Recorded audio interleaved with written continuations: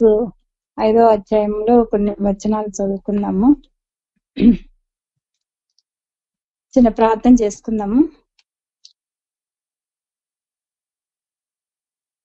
ప్రేమ కలిగిన తండ్రి, కృప కలిగిన ప్రభువా, స్తుతికి మహిమకు ఘనతకు పాత్రుడా, ఇశ్రాయేలు స్తోత్రం మీద ఆసీనుడైన దేవా, నీకు వందనాలు స్తోత్రములు ప్రభా. ఈ సాయంకాల సమయంలో తండ్రి, మరి స్త్రీలముగా తండ్రి నీ కృపాసనం దగ్గరికి రావడానికి సహాయం చేసినందుకే నీకు వందనాలయ్యా. ఎంతో దయగలిగిన దేవుడు, ప్రేమామయుడు, ఉదయం నుంచి ఇప్పటి వరకు మమ్మల్ని కాపాడి భద్రపరిచిన దేవా, నీకు వందనాలు స్తోత్రములు. నాయన చిన్న వాక్యం తండ్రి, మరి నాయన మేము ధ్యానించుకుని ఉంటుండగా ప్రభా మీరు సహాయం చేయండి. అజ్ఞాని వివేకిని నీ కృపలో నాయన నా తండ్రి నన్ను జ్ఞాపకం చేసుకోండి ప్రభా. నీ వాక్యంతో మాతో మాట్లాడండి నాయన నా తండ్రి. మరి మీరే ముందు నడిపించమని వేడుకుంటూ నీ గాయపడి హస్తాలకు అప్పచెప్పుకుంటూ ఈ ప్రార్థన చేసే నామంలో అడిగి వేడుకుంటున్నాను తండ్రి, ఆమేన్. మనము 2వ రాజులు 5వ అధ్యాయము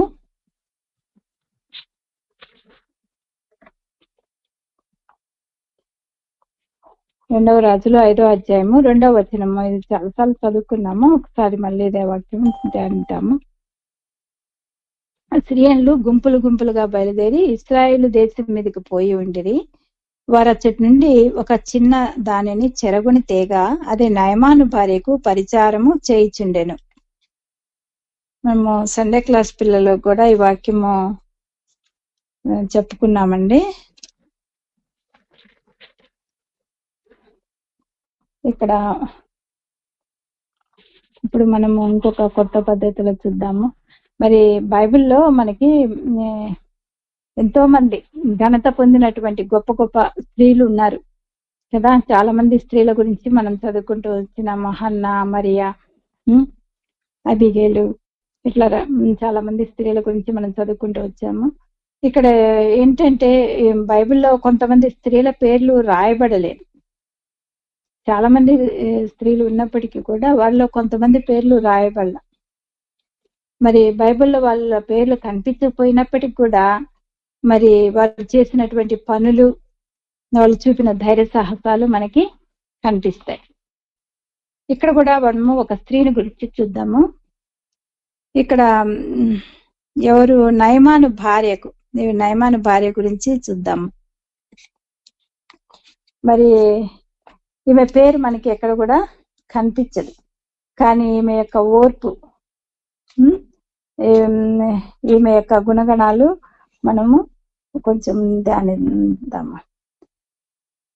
ఈమె అసలు అంటే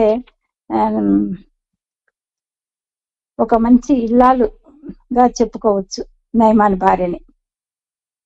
మరి ఈమె భర్త వచ్చేసి సిరియా రాజుకు సైన్యాధిపతిగా ఉన్నాడు. ఆయన పేరు నయమాను.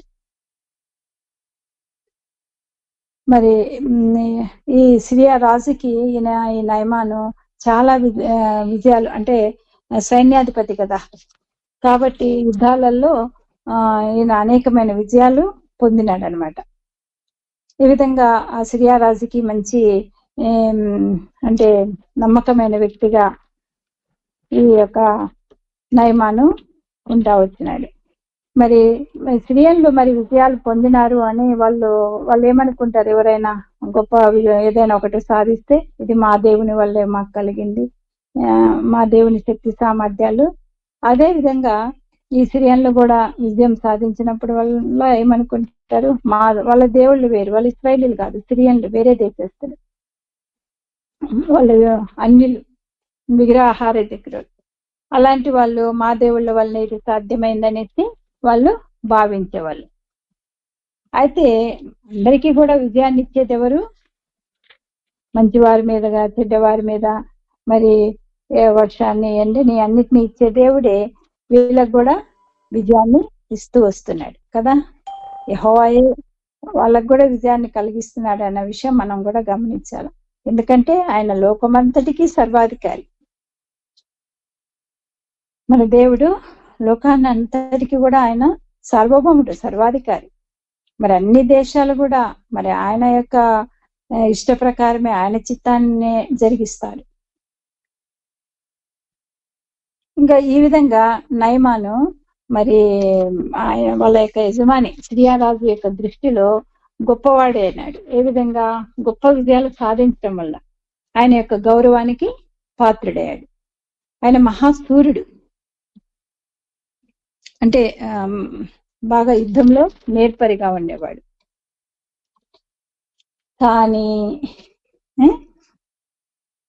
కానీ ఈయనకి ఒక లోపం ఉంది కదా.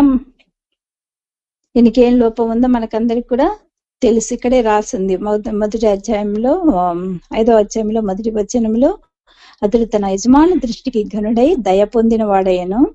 అతడు మహాపరాక్రమశాలి అయి ఉండెను. కానీ అతడు ఏంటి? కుష్ఠరోగి. ఏంటంట? అతనికి ఏం రోగం ఉందంట?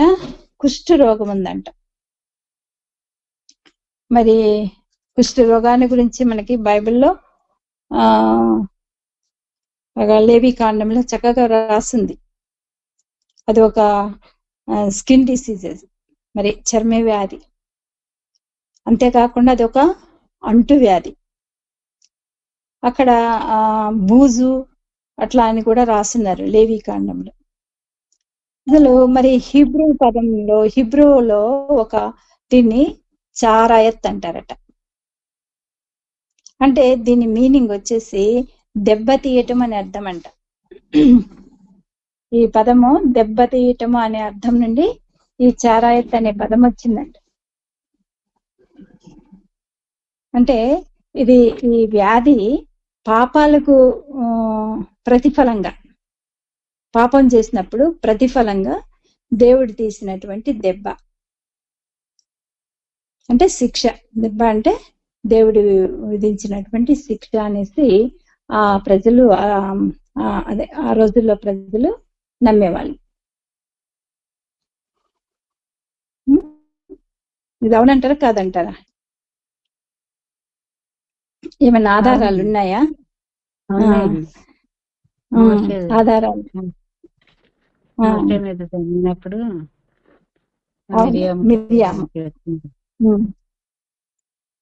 సంఖ్యాకాండం చూడండి ఒకసారి చూద్దాము. అక్కడికి వస్తున్నా. సంఖ్యాకాండంలో రాసి ఉంటుంది.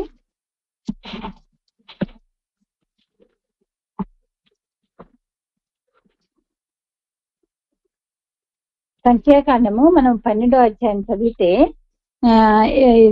ఇదే విషయము రాసి ఉంటుంది. ఇది మొత్తము ఇప్పుడు అంతా మనం చదవము. 10వ వచనం చదువుతా చూడండి. మేఘమును ఆ ప్రత్యక్ష గుడారం మీద నుండి ఎత్తబడెను. అప్పుడు మిరియాము హిమము వంటి తెల్లని కుష్ఠగలదాయను. అహరోను మిరియాము వైపు చూచినప్పుడు ఆమె కుష్ఠగలదిగా కనబడెను. మరి ఇక్కడ చూస్తే మనము ఈమె జన్మతః కుష్ఠ వ్యాధి కలిగినటువంటి వ్యక్తి కాదు. కొన్ని రోగాలు పుట్టినప్పటి నుండి వస్తుంటాయి కదా. ఈమె పుట్టుకతో వచ్చిన రోగం కాదు ఇది. మరి ఎందుకు వచ్చింది? మరి అంటే మనం 12వ అధ్యాయం చదివినప్పుడు మనకి మొదటి వచనం నుంచి తెలుస్తుంది. ఏంటి మరి? తన తోబుట్టువే కదా మోషే. ఆ మోషే గారు ఆమె కుషు దేశపు స్త్రీని వివాహం చేసుకున్నాడు. ఆ విషయంలో వీళ్ళు తనిగినారు.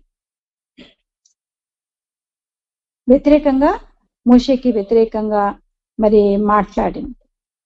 ఆ విషయాన్ని ఎవరు విన్నారు? దేవుడు విన్నాడు. ఇక్కడ ఉన్నది చూడండి. మనము యెహోవా ఆ మాట విన్నెను 12వ అధ్యాయము 3వ వచనంలో. కాబట్టి మనం కూడా మాట్లాడేటప్పుడు వివేచించి జాగ్రత్తగా ఒక మాటని మనసులో అనుకోవటం కూడా దేవుడు వింటాడు, చూస్తాడు. వివేచించి ఒక మాటని పలకాలి. యెహోవా ఆ మాట వినెను. దేవుడు ఆ విషయాన్ని విన్నాడు. ఆయనకి వ్యతిరేకంగా మాట్లాడటము ప్రభు విన్నాడు. ఆయన ఒక మోషే గారు మిక్కిలి సాత్వికుడు కదా. అక్కడే 3వ వచనంలోనే రాసింది. సాధు స్వభావి కదా. మరి ఆయనకి వ్యతిరేకంగా వీళ్ళు సొంతము అక్క తమ్ముడు, అక్క అన్న మాట్లాడుతూ వస్తున్నారు. అప్పుడు దేవుడు ఏం చేశాడు? మిరియామ్ని గద్దించి వెంటనే శిక్ష వచ్చింది. ఏం శిక్ష? కుష్ఠవ్యాధి సోకింది. మంచులాగా తెల్లగా శరీరం అంతా మారిపోతుంది. ఇప్పుడు కుష్ఠరోగం వచ్చిన వాళ్ళు ఆ కాలంలో ఇట్లా జనాలలో ఉండకూడదు కదా. ఎక్కడుండాలి? పాలెం వెలుపల ఉండాలి, ఊరు బయట ఉండాలి కుష్ఠరోగం అని వచ్చినప్పుడు. అప్పుడు మోషే వెంటనే మరి వేడుకోవటం, ప్రభువుని క్షమాపణ అడగటము, ఆమె గురించి ప్రార్థన చేయటం వల్ల మరి అయినప్పటికీ ఆమె 7 రోజులు శిబిరం వెలుపల, పాలెం వెలుపల ఉండవలసి వచ్చింది. మరి దేవుని కృప వలన మరి ఆయన దేవుడు కనికరించి ఆమెకి స్వస్థత ఇచ్చాడు. అంటే దీన్ని బట్టి మనకి ఏం అర్థమవుతుంది? దైవజనుల మీద నోరు పారేసుకోవద్దు కదా, జాగ్రత్తగా మాట్లాడాలి. ఒకవేళ ఏదైనా మనకి తప్పుగా అనిపిస్తే దేవుడు చూసుకుంటాడు కదా. మరి ఈ విధంగా మిరియాము దేవుని ఉగ్రతకు గురయ్యి కుష్టు తీసుకొచ్చుకున్నటువంటి మొదటి స్త్రీగా కనిపిస్తుంది మనకి ఇక్కడ. అలాగే ఇంకొక వ్యక్తిని కూడా చూద్దాం. చూడండి, 2వ దినవృత్తాంతాలు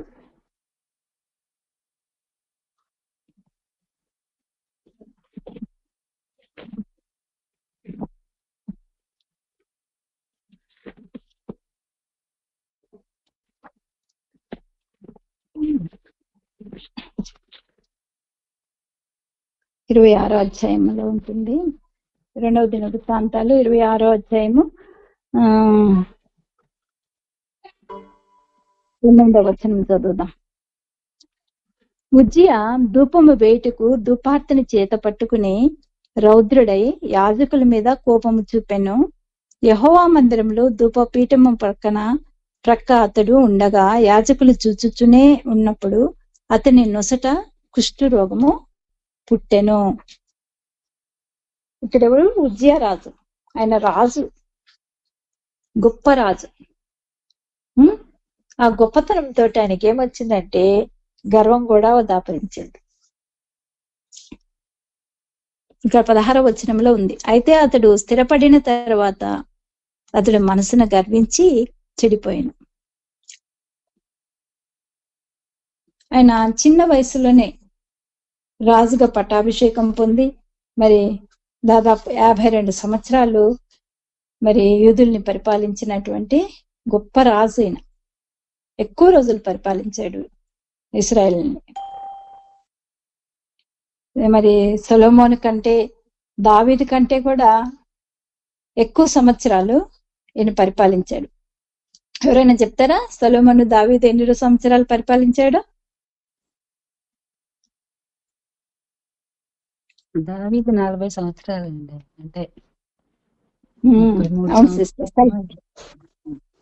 సొలొమోను కూడా 40 years. వీళ్ళిద్దరికంటే కూడా ఈయన ఎక్కువ సంవత్సరాలు పరిపాలించి ఇక్కడ ఏమైంది? ఆయన హృదయంలో ఆ యొక్క గర్వం, ఆ దేవుని మందిరంలో మరి ధూపం వేయటానికి దేవాలయంలోకి ప్రవేశించాడు. ఇది ఎవరి పని? యాజకుల పని. ఈయనేమో రాజు పని కాదు కదా. మరి ఆ విషయమే చెప్తే ఆయనకి ఏమొచ్చింది? కోపం వచ్చింది. మరి ఆ గర్వంతో మరి ఆలయంలో వాళ్ళ మీద కోపపడిన వెంటనే మరి ఇక్కడ ఉంది చూడండి 19వ వచనంలో, ఉజ్జియా ధూపం వేటుకు ధూపార్తి చేత పట్టుకుని రౌద్రుడై, ఇక్కడ పైన చెప్తారనమాట వాళ్ళు 18వ వచనంలో, వారు రాజైన ఉజ్జియాను ఎదిరించి, ఉజ్జియా యెహోవాకు ధూపము వేయుటకై ప్రతిష్ఠింపబడిన అహరోను సంతతి వారైన యాజకుల పనియే గాని నీ పని కాదు. పరిశుద్ధ స్థలంలో నుండి బయటికి పొమ్ము, నీవు ద్రోహము చేసి ఉన్నావు. దేవుడైన యెహోవా సన్నిధిని ఇది నీకు ఘనత కలుగజేయదని చెప్పగా, ఉజ్జియా ధూపం వేటుకు ధూపార్తిని చేత పట్టుకుని రౌద్రుడై యాజకుల మీద కోపము చూపెను. ఆయనకి వాళ్ళ మీద కోపం వచ్చింది ఆ మాట చెప్పినందుకు. మరి ఆయన ధూపం వేస్తుండగానే ఆయన నొసట కుష్ఠరోగం పుట్టింది. వాళ్ళు చూస్తున్నప్పుడే అతని నొసట మరి కుష్ఠరోగం అనేది పుట్టిందంట. మరి అంతకు ముందు లేదు ఆయనకి కదా. మరి మామూలుగా అయితే మనం చాలా మంది కుష్ఠరోగుల్ని చూస్తుంటాం. ఎక్కడ ఉంటది కుష్ఠరోగము? చేతులకి, కాళ్ళకి, అక్కడ మనకి కనిపిస్తా ఉంటది కదా. ఈయనకి ఇక్కడ నొసటంట, నొసట మీద ఆయనకి కుష్ఠరోగం కలిగింది. అంటే దీని అర్థం ఏంటి? ఇంకా ఆయన ఎప్పుడు ఈయన రాజుగా ఉండటానికి వీల్లేదు. ఆ రాజకిరీటాన్ని ధరించకుండా శిక్షించబడ్డాడు. మరి ఆ పాపం అలా అవిధేయత చూపించటం వల్ల ఆయన నొసట కుష్ఠరోగం అనేది పుట్టింది. మరి ఇంకా ఈ రెండోది వచ్చేసి మరి ఈ కుష్ఠరోగం రావటం వల్ల ఇంకా ఆయన దేవాలయంలోనికి ప్రవేశించకుండా కింద రాస్తుంటది ఇక్కడ 21వ వచనం. రాజైన ఉజ్జియా తన మరణ దినం వరకు కుష్ఠరోగి అయి ఉండెను. కుష్ఠరోగి యెహోవా మందిరంలోనికి పోకుండా ప్రత్యేకింపబడెను కనుక అతడు ప్రత్యేకముగా ఒక ఇంటిలో నివసించుచుండెను. అతని కుమారుడైన యోతాము రాజు ఇంటి వారికి అధిపతి దేశపు జనులకు న్యాయం తీర్చుచుండెను. ఆ కారణంగా ఇంకా దేవాలయంలోనికే ప్రవేశించలేకపోయినాడు, ఒక రాజుగా ఉండలేకపోయినాడు. ఒక ప్రత్యేకమైన ఇంటిలో వేరుగా నివాసం ఉండాలి. మామూలుగా సామాన్య జనమైతే పాలెం వెలుపల ఊరి బయట నివాసం ఉండాలి. ఈయన రాజు కాబట్టి ఒక ప్రత్యేకమైన ఇంటిలో ఎంత చాలా బాధాకరమైన విషయాలు కదా. ఇంకా లాస్ట్ కూడా తన పితరులతో సమాధి చేయబడినప్పటికీ కూడా ఆయనకి కుష్ఠరోగి అవటం వల్ల మరి కొంచెం దూరముగా ఆయన్ని సమాధి చేయాల్సి వచ్చింది. ఇలాంటి శిక్ష వ్యతిరేక దేవునికి అవిధేయత చూపించడం వల్ల, గర్వం వలన, మరి నేను కూడా చెయ్యొచ్చు అనే విధానం వల్ల ఇలాంటిది వచ్చింది. ఇంకొక వ్యక్తి ఉన్నాడు, చూద్దాము. 2వ రాజులు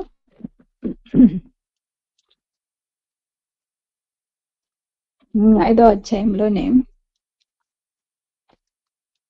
2వ రాజులు 5వ అధ్యాయము 27వ వచనం. కాబట్టి నయమానుకు కలిగిన కుష్టు నీకును నీ సంతతికిని సర్వకాలము అంటియుండును అని చెప్పగా వాడు మంచు వలె తెల్లనైన కుష్ఠము కలిగి ఎలీషా ఎదుట నుండి బయటికి వెళ్ళెను.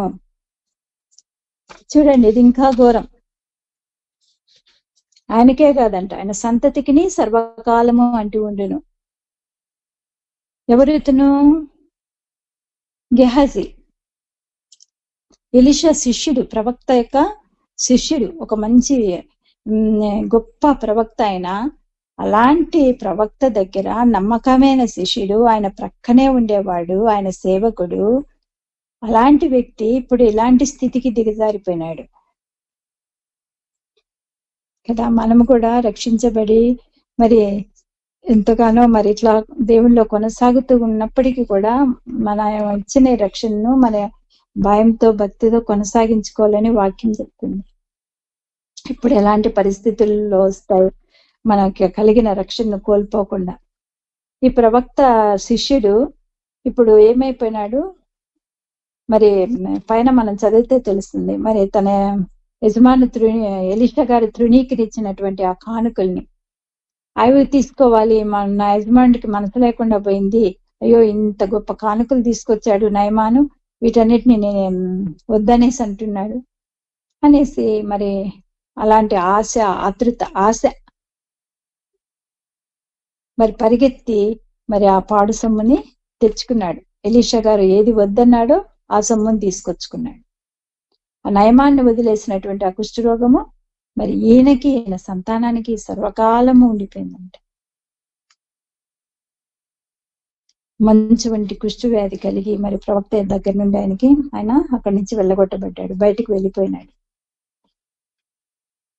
అక్రమంగా ఆర్జిస్తే, ఒట్టిగా మనది కానిది దాని ఫలము మరి ఇలాగే ఉంటుంది. చాలా మంది ఇలాంటి అక్రమార్జనలు ఒట్టిగా రావటానికి అదే ఇతరుల అదే ఏ విధంగానైనా గొప్ప వాళ్ళు అయిపోవాలనేసి ఆశపడతా ఉంటారు అనమాట. ఇలాంటివి మరి కీడుకి కారణమవుతుంటాయి. నయమానికి కలిగినటువంటి కుష్ఠము మరి అది మామూలుగా అయితే వీళ్ళందరికీ ఏదో ఒక తప్పులు చేసేసి వీళ్ళకి కుష్ఠు వ్యాధి వచ్చింది. కానీ మరి ఇక్కడ నయమానికి కూడా కుష్ఠు వ్యాధి వచ్చింది. ఇక్కడ మనకి ఎక్కడ రాసి లేదు ఈయన పాపం వల్ల వచ్చిందని. ఇది దేవుని మహిమ కొరకే వచ్చిందనేసి యోహాను సువార్తలో ఒక మాట ఉంటది. యోహాను సువార్త 9వ అధ్యాయంలో గుడ్డివాడితో ప్రభు అంటారు. గుడ్డివాడితో అన్నాడు. యోహాను సువార్త 9వ అధ్యాయము శిష్యులతో చెప్తాడు అన్నమాట. చూడండి, 9వ అధ్యాయము 2వ వచనము. ఆయన శిష్యులు, బోధకుడా, వీడు గుడ్డివాడై పుట్టుటకు ఎవడు పాపం చేసెను, వీడా వీని కన్నవారా అని అడుగగా, యేసు, వీడైనను వీని కన్నవారైనను పాపం చేయలేదు, కానీ దేవుని క్రియలు వీని యందు ప్రత్యక్షపరచబడుటకే వీడు గుడ్డివాడుగా పుట్టెను.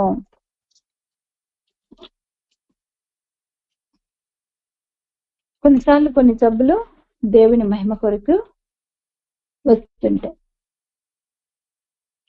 మరి దేవుని సేవకుడైనటువంటి ప్రవక్త అయినటువంటి మరి ఆయన ద్వారా ఆయన స్వస్థత పొందాలని మరి ఆయనకు అది వచ్చింది. అంటే ఆయన ఒక అన్యజనుడు, సిరియా దేశస్థుడు. ఎవరు? నయమాన్ కదా. మరి ఆ సిరియా దేశస్థుడు కూడా మరి దేవుడైన యెహోవాను తెలుసుకోవాలి. మరి అందుకే కుష్ఠరోగం ఆయనకి కలిగి ఉండొచ్చు. దేవుడి పక్షపాతి కాడు కదా. మరి మనం ముందు చెప్పుకున్నప్పుడు అందరి మీద ఆయన వర్షాన్ని కురిపించే దేవుడు కదా. నయమాను గొప్ప పరాక్రమశాలి, కానీ కుష్ఠరోగి. మరి అలాంటి ఇప్పుడు మనం చెప్పుకుంటుంది ఏంటి? నయమాను భార్య గురించి మొదలెట్టాం. మరి అలాంటి వ్యక్తికి, అలా కుష్ఠరోగం ఉన్నటువంటి వ్యక్తికి మరి భార్య, ఈ నయమాను భార్య, ఈమె యొక్క పేరు మరి ఎక్కడ కూడా బైబిల్లో రాయబడలేదు. ఒక పేరు లేని స్త్రీగానే ఉంది. ఉన్నప్పటికి కూడా ఈమెకి చాలా మంచి గుణాలు ఉన్నాయి. ఇక్కడ ఫస్ట్ ఏంటంటే, ఒక రోగితోటి జీవితాన్ని పంచుకున్నాను.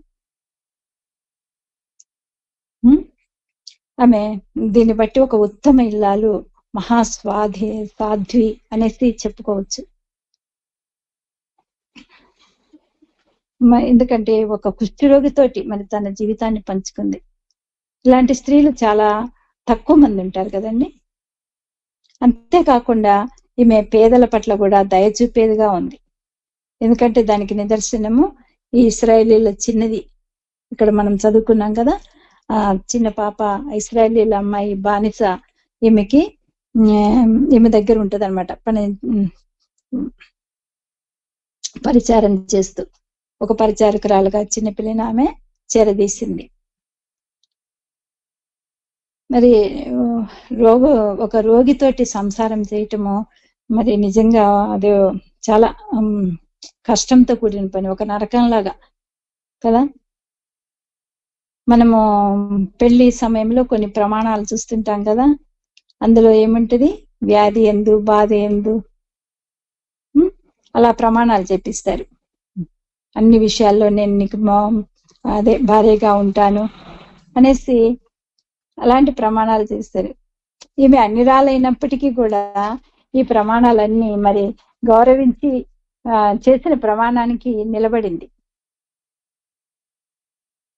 రోగంతో ఉన్న వాళ్ళకి పాపము శాంతి అంటే ఎంత గొప్ప పదవిలో ఉన్నప్పటికీ కూడా ఆయనకి లోపల ఒక శాంతి, బాధ అనేది ఉంటుంది కదా.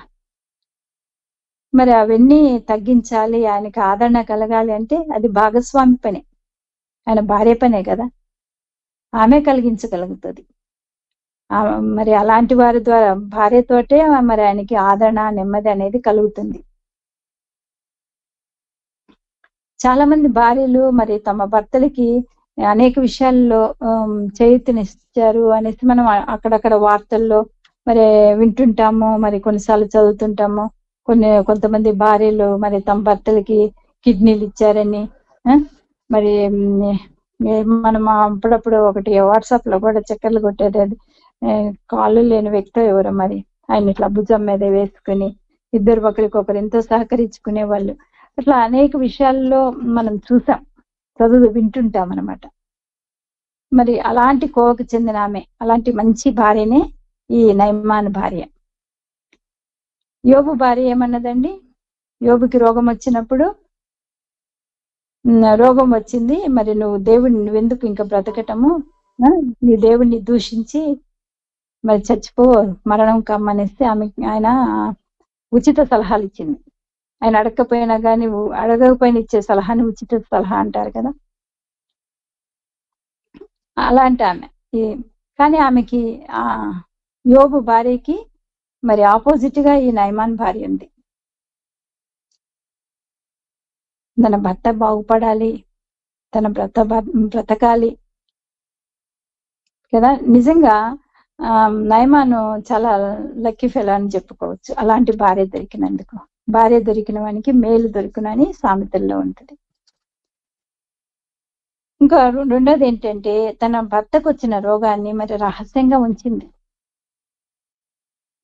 భర్త అనారోగ్యాన్ని గురించి అందరికీ ఈమె ప్రచారం చేయలే. ఒక కుష్టి రోగితో నేను సంసారం చేస్తున్నాను, మరి నేను ఎన్ని ఇబ్బందులు పడుతున్నాను, నా బాధ ఎవరికి అర్థమవుతుంది అని ఊరంతా కూడా చాటింపేసి రాలేదు, దండోర వేసి రాలేదు. మరి అది ఎలాంటి రోగము? ఇప్పుడు రోగాలు రకరకాలు మనం చూస్తుంటాం కదా, ఒక హార్ట్ ప్రాబ్లము, ఒక లివర్ ప్రాబ్లము ఏదైనా ఉంటే అవి బయటికి మనకి ఏమీ కనిపించవు. కానీ కుష్ఠరోగము ఒక అది స్కిన్ డిసీజ్ అనమాట. అది ఏంటంటే చర్మం మీద బాగా కనిపిస్తుంటుంది, పైకి కనిపించే రోగం. అది లోపల అవయవాలని తినేస్తుంది. చీము, రక్తము ఇవి ఎప్పుడు అట్లా స్రవిస్తూ ఉంటాయి, కారుతా ఉంటాయి కదా. మనం చూసినప్పుడు, అంటే ఇతరులు చూసినప్పుడు కొంచెం అసహించుకునేది, ఒక చీత్కరించుకునే, భరించనటువంటి రోగంగా మనకు కనిపిస్తుంది. అయినప్పటికీ కూడా ఆమె ఎప్పుడు ఎక్కడ భర్తని కించపరిచినట్లు, మరి చావమని సలహా ఇచ్చినట్లు ఇక్కడ ఏం రాయబడలేదు.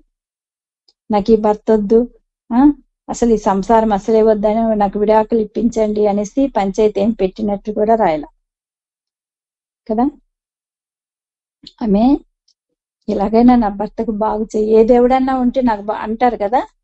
ఈమె అన్యురాలు, దేవుడు ఎరిగినటువంటి వ్యక్తి, యెహోవా దేవుడు ఎవరో ఎరిగినటువంటి వ్యక్తి, కానీ దేవుడు అనేవాడు ఉన్నాడు జనరల్ గా అని అనుకుంటారు కదా. ఏ దేవుడైనా నా భర్తను బాగు చేస్తే బాగుండు, ఈ సమస్య నుంచి విడుదల చేస్తే బాగుండు అనుకుంటు, అలా తను మరి ప్రార్థించిన ప్రార్థన దేవుడు ఆలకించినాడు. తర్వాత ఇంకా మనం ఇంకొక విషయం ఏంటంటే, ఈ పనిపిల్ల, బానిస బాలిక, ఆ అమ్మాయి చెప్పినటువంటి సలహానేమే తీసుకుంది. మరి నయమాను భార్య మరి చేసినటువంటి ప్రార్థనలు ఫలించినాయి.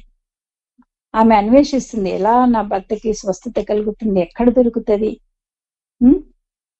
ఏ విధంగా ఆయనకు బాగవుతుంది అనేసి అన్వేషణ అనేది ఫలించి, ఒక చిన్న పిల్ల ద్వారా, ఒక పని పిల్ల ద్వారా ఒక మార్గం అనేది కనుక్కోగలిగింది. ఆ పాప ఒక బందీ అమ్మాయి కదా. మరి ఆమె ఈ నయమాను భార్యకి ఉపచారం చేసేదిగా ఉంది. తన యజమాని రోగాన్ని అమ్మాయి చూసింది, గమనించింది. ఏమంటుంది ఇక్కడ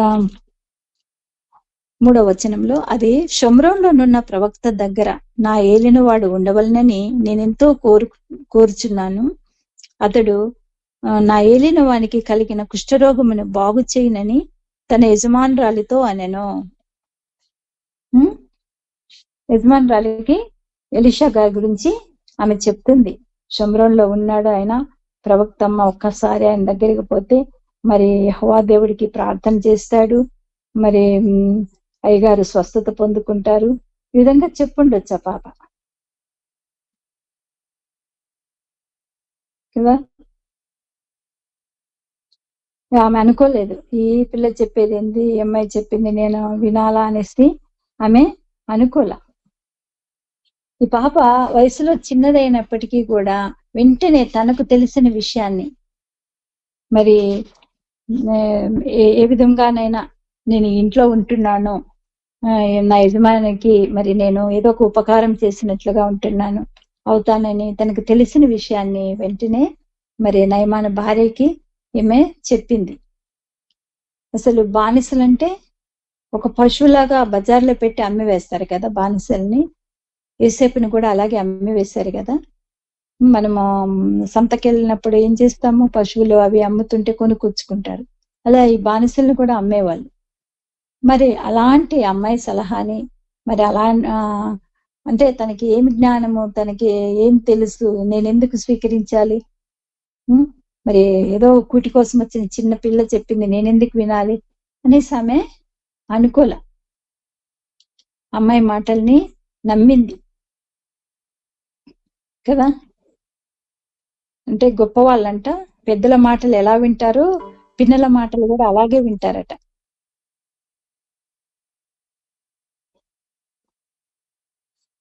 సరే, ఆ మాటలు. ఇప్పుడు ఇంకొక విషయం ఏంటంటే మరి ఆమె పాప ఏమని చెప్పిందా ఇశ్రాయేలీయుల పిల్ల, యెహోవా యందు యెహోవా బాగు చేస్తాడు. మరి ఎలీషా గారు ఉన్నారు మా దేశంలో, ఆయన యెహోవా దేవునికి ప్రార్థన చేస్తే అంటే ఈమె ఏం విన్నది, విగ్రహారాధికురాలే కదా. భూమి ఆకాశాలు సృజించినటువంటి మరి యెహోవా యందు ఆయన ప్రవక్త యందు ఆమెకి విశ్వాసం అనేది పుట్టింది ఆ పాప చెప్పటం వల్ల. అవునా, ఆ దేవుడు నా బాగు చేస్తాడా, నా భర్తని, ఆ ప్రవక్త గారి దగ్గరికి వెళ్తే ఈయన బాగైపోతాడా అనేటువంటి నమ్మకము ఈ నయమాను భార్యలో కలిగింది. కలగబట్టి భర్తని మరి ఆ ప్రవక్త దగ్గరికి పంపింది. ఆ పాప డైరెక్ట్ గా వెళ్ళి నయమాంత చెప్పలేదు, ఆయన భార్యకే చెప్పిన. అంటే ఆ భార్యకి ఫస్ట్ విశ్వాసం కలిగి తన భర్తని ఆ ప్రవక్త దగ్గరికి పంపింది. అలా పంపటమే కాకుండా గొప్ప గొప్ప బహుమానాలు కదా నయమాన్ ఇక్కడ పట్టుకొచ్చాడు కదా. మరి ఈమె సిద్ధపరిచినవే కదా అవన్నీ. మరి అంటే కొంతమంది అంటారు కదా, అబ్బా ఎంత ఖర్చైనా పర్వాలేదండి, నా రోగం బాగైతే చాలు అనేసి అంటారు కదా. ఒట్టి చేతులతో పోకుండా మరి నయమాను ప్రవక్త గారి దగ్గరికి బహుమానాలతోటి వచ్చాడు. మరి ఇక్కడ ప్రవక్త చెప్పిన విధంగా యొర్దాను నదిలో మరి 7 సార్లు మునిగి శుద్ధుడైపోయినాడు. మరి ఆ దినాల్లో మరి ఇది ఈ కుష్ఠరోగం అనేది చాలా భయంకరమైనటువంటి వ్యాధి. అందుకే కదా ఊరు బయట పెట్టేది, ఎందుకంటే అందరికీ స్ప్రెడ్ అవుతుంది, అంటువ్యాధి కదా. అలాంటి ఆ భయంకరమైన వ్యాధి ఆయన వాటర్లో 7 సార్లు మునిగి లేవగానే పసిబిడ్డ దేహం లాగా ఆయన దేహము మారిపోయింది. వెంటనే ఆయనకు కూడా గొప్ప విశ్వాసం పుట్టింది, యెహోవా దేవుడే తప్ప మరి లోకంలో వేరొక దేవుడు లేడు అనే నేను విశ్వసిస్తున్నాను అనేసి ఇక్కడ ఎలీషా గారితో అంటాడు ఆయన. ఇంత గొప్ప సాక్ష్యం కదా. ఎలీషా గారు ఒక మందు ఇవ్వలేదు, నయమాన్ని ముట్టుకోలేదు. ఏమన్నాడు, కేవలం యొర్దాను నదిలో 7 సార్లు మునగమన్నాడు. ఆ మాటకిన విధేయత చూపించాడు. విధేయతలోనే ఏమొచ్చింది, స్వస్థత వచ్చింది. చిన్న పాప యొక్క విశ్వాసము మరి నయమాను భార్యలోకి వచ్చింది. ఆ నయమాను భార్యలో ఉన్నటువంటి విశ్వాసము నయమానికి వచ్చి, అంటే ఇప్పుడు మన వాక్యంలో ఉంది కదా, ఒకరి విశ్వాసం ద్వారా ఒకరు బలపడ్డారు. ఇక ఈమె భర్తను ప్రోత్సహించే భార్యగా ఉంది కదా. చాలా మంది భార్యలు భర్తల్ని ప్రోత్సహిస్తుంటారు. కొంతమంది ఏమో మంచి పనులు చేయటానికి ప్రోత్సహిస్తారు, కొంతమంది ఏం చేస్తారు, చెడు పనులు చేయటానికి ప్రోత్సహిస్తుంటారు. ఒక ఆమె అన్నదట, నువ్వు రోజుకి 2000 తెస్తే గానీ ఇంటికి రావద్దు అనేసి, అలా తీసుకొస్తేనే ఇంటికి రా అన్నదట. అంటే లంచాలు తీసుకోమని, ఏదో ఒక రీతిగా డబ్బు సంపాదించు, అలా చెడు పనులు చేయటానికి కొంతమంది భర్తల్ని ప్రోత్సహిస్తారు. కొంతమంది భార్యలేమో తమ భర్తలు మంచి పేరు తెచ్చుకోవాలి, ఉన్నతమైన స్థితిలో ఉండాలి, నిజాయితీగా ఉండాలి, అలా ప్రోత్సహిస్తూ ఉంటారు. మరి నయమాను భార్య ప్రవక్త దగ్గరికి వెళ్ళమని ఇంకా అలా ప్రోత్సహించడం తోటి నయమాన్ ఎలా వెళ్ళాడు, ఒక రికమెండేషన్ లెటర్ రాజుగారి దగ్గర నుంచి తీసుకుని వెళ్ళాడు, సిరియా రాజు దగ్గర నుంచి ఇశ్రాయేల్ దేశానికి. మరి భార్య ప్రోత్సాహం వల్లనే ఆయనకి స్వస్థత పొందే అవకాశం, స్వస్థత పొంది మామూలు వ్యక్తి అయ్యాడు. కాబట్టి ఆయన విజయాలు పొందుకున్నాడు అంటే అది యెహోవా వల్లనే, ఆరోగ్యం పొందుకున్నాడు అంటే అది కూడా యెహోవా వల్లనే. ఇంకా భక్తిగా ఆయనలో కూడా భక్తి అనేది పుట్టింది, భక్తి గల భర్తగా రూపొందాడు. బహుశా మరి చాలా మంది భర్తలు చెప్తుంటారు కదా, నేను ఈ స్థితిలో ఉండటానికి కారణం నా భార్య అండి. అలా నయమాన్ కూడా చెప్పుండొచ్చు, నా భార్య ప్రోద్బలం వల్లనే నేను ఈ స్థితికి వచ్చాను, లేకపోతే నేను బాగుపడ్డాను అంటే నా భార్య యొక్క ప్రోత్సాహమే కదా, ఆమె కదా చెప్పి పంపింది.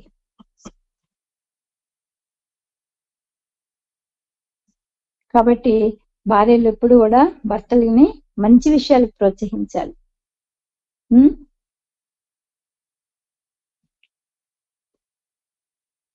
నయమాను మామూలుగా అయితే ఆయన దేశం అంటే స్వదేశాభిమాని, ఆయన దేశం అంటే ఎవరికైనా ఎవరి దేశం వాళ్ళకి అభిమానం. మా దేశంలో అంటాడు కదా, మా దేశంలో గొప్ప గొప్ప నదులు లేవా. కానీ అలాంటి వ్యక్తి కూడా మరి అలాంటి వ్యక్తిని కూడా మరి ప్రవక్త దగ్గరికి పంపించి మరి ఆ ప్రవక్త ద్వారా ఆయన స్వస్థత పొందేటట్లు ఈయన భార్య ప్రోత్సహించింది. ఆమె విశ్వాసానికి నయమాను సాక్షిగా మిగిలిపోయాడు. ఒకసారి చూద్దాం, చూడండి యేసు ప్రభు వారు కూడా నయమాను గురించి ఏమంటాడు. లూకాసు వార్త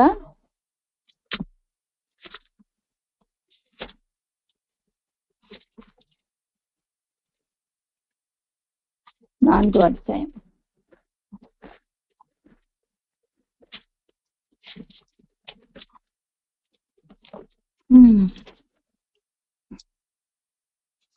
లూకాసు వార్త 4వ అధ్యాయము 27వ వచనము. మరియు ప్రవక్త అయిన ఎలీషా కాలమందు ఇశ్రాయేలులో అనేక కుష్ఠరోగులు ఉండినను సిరియా దేశస్థులైన నయమాను తప్ప మరి ఎవడును శుద్ధి నొందలేదని నేను మీతో నిశ్చయముగా చెప్పుచున్నాను. మరి యేసుప్రభు వారే స్వయంగా ఈ మాటలు పలుకుతున్నాడు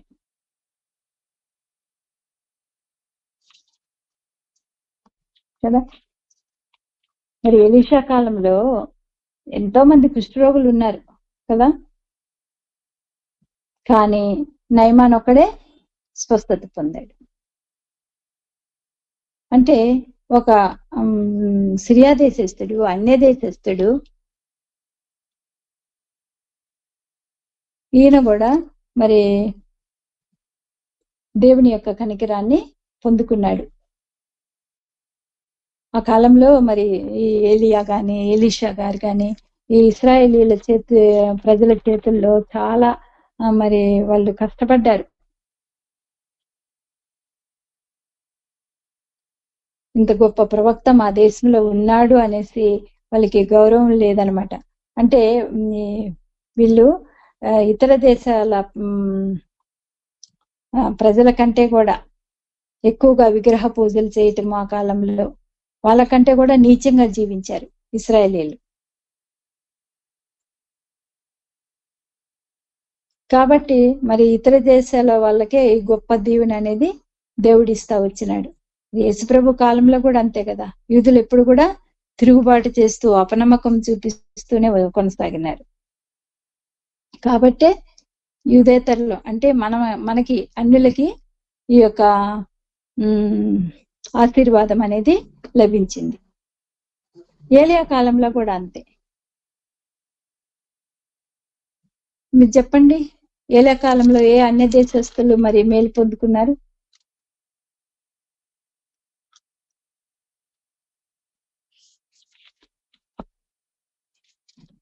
ఏలియా కాలంలో, ఎలీషా కాలంలో ఇప్పుడు సిరియా సైన్యాధిపతి మేలు పొందుకున్నాడు కదా, ఇది ఎలీషా కాలంలో. మరి ఏలియా కాలంలో ఎవరన్నా గుర్తున్నారా?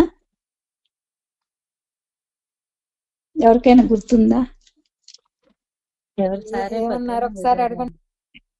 సారేపతి విధవరాలు. సారెపత్తు విధవరాలు. సారెపత్తు అనేది సీదోను దేశంలో, ఇశ్రాయేల్ దేశంలో లేదు, సీదోను దేశంలో ఉంది. మొదటి రాజులు 17వ అధ్యాయంలో 8వ వచనం చదివితే, అంతటి యెహోవా అతనికి ప్రత్యక్షమే ఇలాగ సెలవిచ్చును, నీవు సీదోను పట్టణ సంబంధమైన సారెపత్తు అనే ఊరికి పోయి అచ్చట ఉండుము, నిన్ను పోషించుటకు అచ్చట ఒక విధవరాలికి నేను సెలవిచ్చాను కదా. ఏలియా కాలంలో ఒక విధవరాలు, ఆమెకే లేదు. మరి దైవజనుడు ఆమె ఇంట్లో ప్రవేశించటం వలన మరి ఆమె ఆహారం తీసుకోగలిగింది, దైవజనుడు కూడా పోషించబడ్డాడు. ఏలియా కాలంలో మరి ఆ సారెపత్తు విధవరాలు కనికరించబడింది. ఎలీషా కాలంలో మరి నయమాను కనికరించబడ్డాడు. మరి ఆ కాలంలో కూడా ఎంతో మంది వితంతువులు ఉన్నారు కదా, ఎంతో మంది విధవరాళ్ళు ఉన్నారు. మరి ఈ యొక్క విధవరాల దగ్గరికి ఆయన వెళ్ళాడు. 3.5 సంవత్సరము అక్కడే గడిపాడు. అలాగే నయమాన్ కాలంలో కూడా చాలా మంది కుష్ఠరోగులు ఉన్నప్పటికీ కూడా ఆ దినాల్లో నయమాన్ ఒకడే స్వస్థత పొందుకున్నాడు. లాస్ట్కి ఒక వచనం చదువుతామండి. 2వ రాజులు 5వ అధ్యాయము 17వ వచనము. అప్పుడు నయమాన్ అంటున్నాడు, యెహోవాకు తప్ప దహన బలి అయినను మరి ఏ బలి అయినను ఇతరమైన దేవతలకు నేనికను అర్పింపను. 2 కంచరగాడిదలు మోయిపాటి మన్ను నీ దాసుడినైన నాకు ఇప్పించకూడదా? చూడండి, నయమాన్ పూర్తిగా మారిపోయినాడు. ఏమంటున్నాడు, యెహోవాకు తప్ప దహన బలినైను మరి ఏ బలినైను ఇతర దేవతలకు నేనికను అర్పింపను అన్న తీర్మానం చేసుకున్నాడు ఈయన. అంటే ఆయన ఇలా మారిపోవటానికి ఆయన భార్య ప్రోత్సహించి ఇంత దూరం పంపించబట్టే కదా ఆ చిన్న పాప చెప్పిన మాట ఆమె వినటము, ఆమె తన భర్తని ప్రేరేపించి ప్రోత్సహించి ఎలీషా గారి దగ్గర పంపటము, ఆయన నయమాన స్వస్థత పొందటం వల్ల ఇదంతా దేని వల్ల జరిగింది? ఆయన భార్య, ఆయన సతీమణి సహాయంతో ఇదంతా జరిగింది కదా. ఆమె విశ్వాసాన్ని బట్టే నయమానికి స్వస్థత పొంది ఈరోజు మనకి బైబిల్ గ్రంథంలో రాయబడ్డాడు ఆయన పేరు కదా. మరి సిరియా దేశస్థునికి మరి ఆరోగ్యం లభించింది, నూతన శరీరం కదా, చిన్న పిల్లల వంటి శరీరం వచ్చింది, నూతనమైన దేవుడు. ఆ పాత దేవుళ్ళందరూ పోయినారు. నూతన విశ్వాసము. ఆ పాత అంతకుముందు నా దేవతలు ఆ దేవుళ్ళు అందరూ వీళ్ళు దేవుళ్ళు కాదు దేవతలు కాదని ఒక నూతనమైన విశ్వాసంతో, నూతనమైన బ్రతుకు, నూతనమైన మార్గము, ఇక ఇక్కడి నుంచి నూతనమైన బలులు, ఒక నూతనమైనటువంటి ఆరాధన ఆ కుటుంబంలో ప్రారంభమైంది.